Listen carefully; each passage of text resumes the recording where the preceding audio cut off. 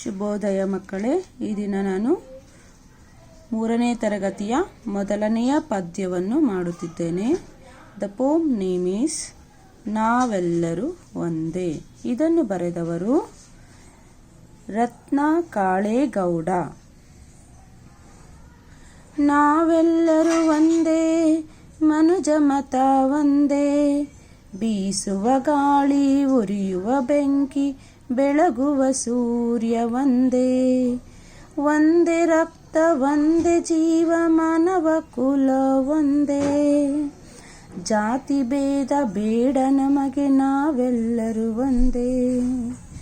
ಉಸಿರು ಒಂದೇ, ಹಸಿರು ಒಂದೇ, ಕುಡಿಯುವ ನೀರು ಒಂದೇ. ನಮ್ಮ ನಾಡಿನ ನಮ್ಮಯ ನುಡಿಯನ್ನು ಉಳಿಯಲಿ ನಾಲಿಗೆ ಹಿಂದೆ.